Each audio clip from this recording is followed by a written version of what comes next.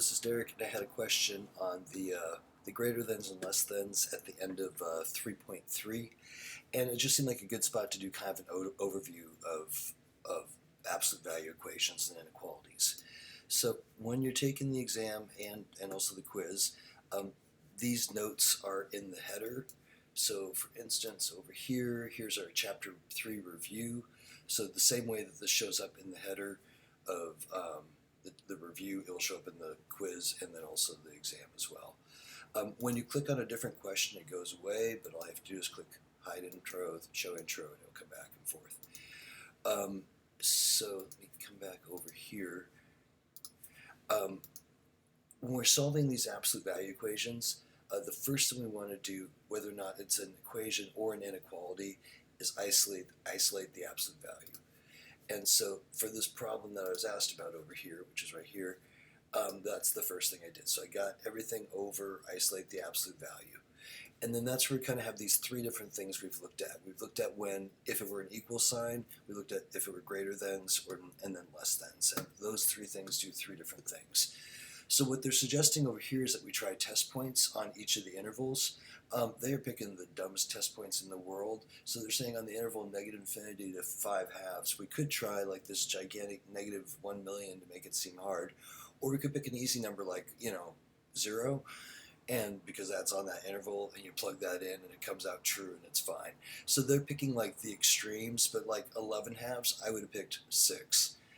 Something between 5/2 and 11/2. I probably just would have picked 3 because it's the smallest number next to 5/2. They picked 4.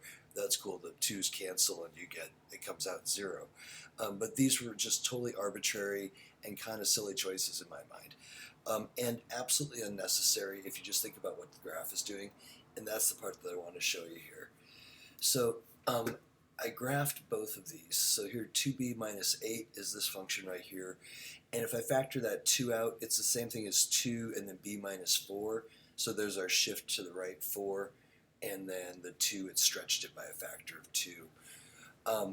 And we're finding that where it equals 3, if we're doing the equals version, and that's going to be these 2 points right here, and I have y equals 3 drawn in. So you can see at 2.5 and at 5.5. So that's the same values I get. If I just set the equation equal to 3 and I solve, there's the 5.5. If I set the equation equal to negative 3, what would make this come out negative would be 2.5, and that's what we got right here. So if we're doing equals, that's what we're finding. We're literally just finding those 2 points of intersection. And you can see if this line were below that graph, they would have no solutions. If this line were right at the tip of the graph, I could have one solution.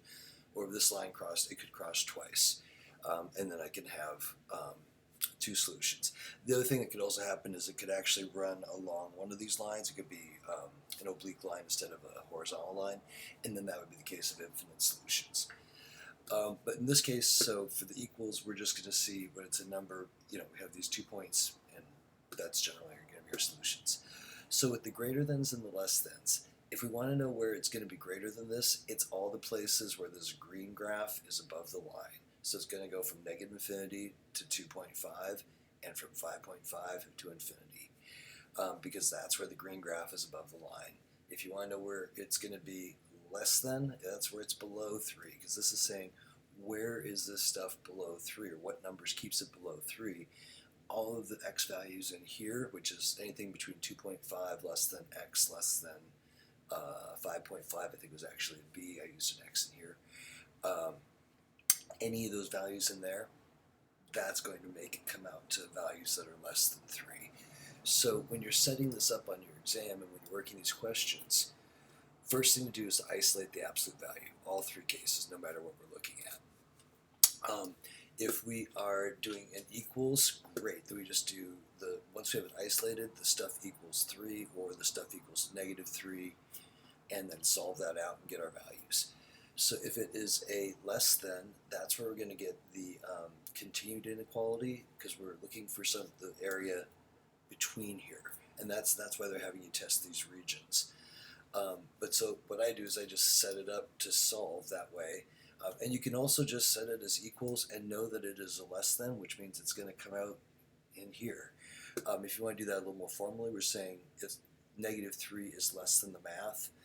is less than 3. So those always set up just like this. So every time you see a less than, it's going to do that. And then for the greater than, so again, that's where we want the edges. So it's going to be less than the negative 1, and then greater than the positive 1. And that's what we see here. This is less than the negative of the value or greater than the positive of the value. So you have these notes on the exam, so if you know how to use them, you don't have to memorize. You just have to go, okay, less thans, those ones set up in between just like this, and you solve it out, and you'll get your answer looking just like that. And then for greater thans, it's going to turn out to be the edges, and so less than the negative, greater than the positive. Again, you don't have to remember it, it's in the notes. You just have to know how to use the notes. So hopefully that helped clear some of that up.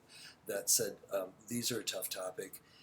Once you get it, they're actually not that hard, but they are a hard one to get your brain around.